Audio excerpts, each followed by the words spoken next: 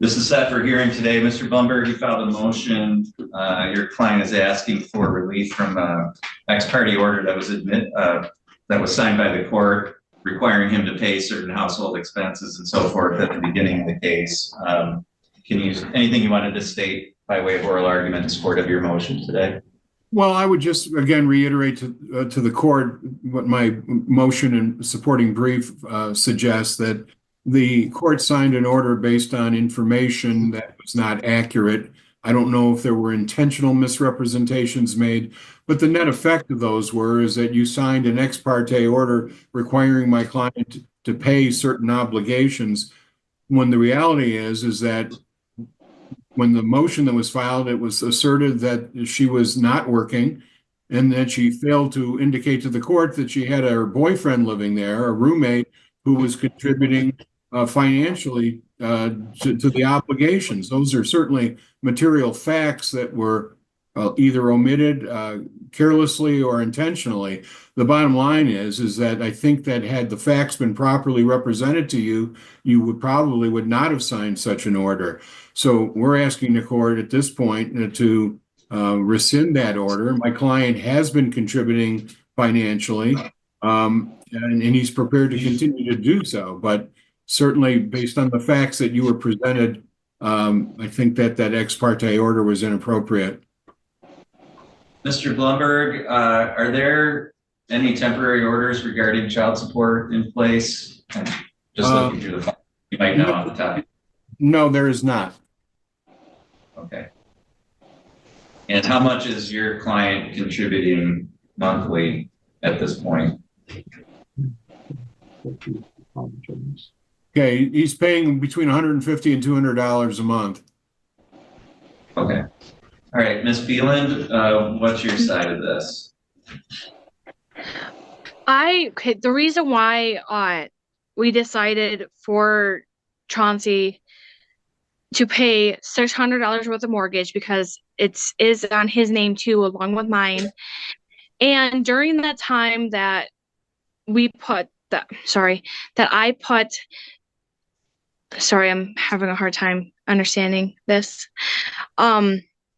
The reason why we put this, because I was working at a restaurant, barely making a minimum wage, trying to have fully intent of getting my job that is now. I work full time at Kohl's, just so he could just help pay the mortgage. That's all I was asking.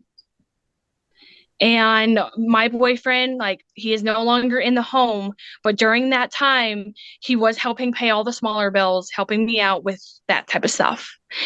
And up until he recently left, he was helping me pay all my small bills, and I was paying my mortgage and trying to keep on boat on that. And I have caught up completely on my mortgage so far. It's been hard, but I've been dealing. So I was just asking for help with that. That's all. All right. Anything in response to that, Mr. Blumberg?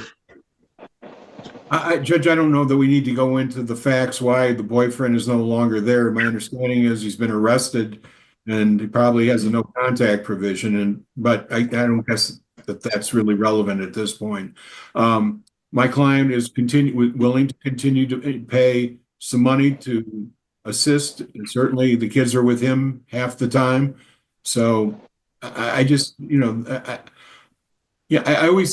always reluctant when I see these ex parte orders, when facts are presented to the court, and you have no way of knowing whether they're accurate or truthful or not. And I understand it's always best to err on the side of caution, but I genuinely believe that had the facts been properly presented, I don't think you would have signed this order.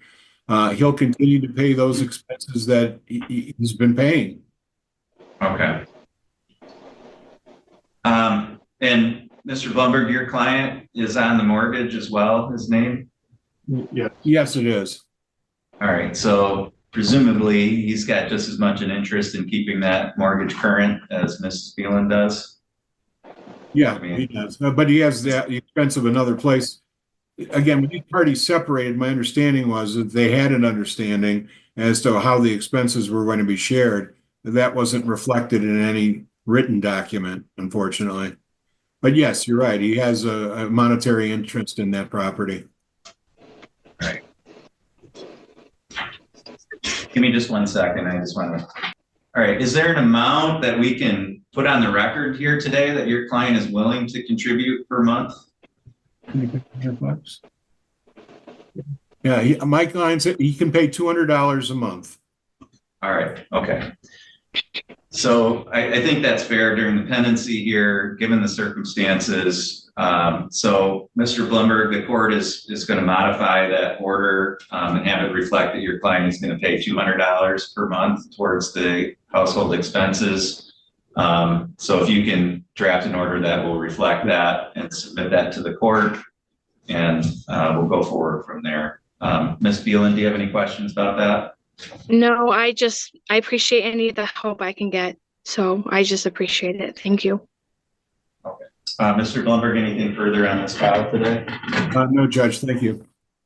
Okay, thank you. All parties are free to disconnect at this time. This is set for a motion today. Mr. Van Til, you filed a motion to cease spousal support, and your motion's based on the fact that Ms. Van Til remarried at the end of 2024. Is that correct? Yes. Okay. Ms. Van Til, is that correct? Yes. Okay. Are you contesting the discontinuation of the spousal support? To an extent, I feel that I was pretty generous back in 2021 when I let him off on over $12,000 in arrearages at the time.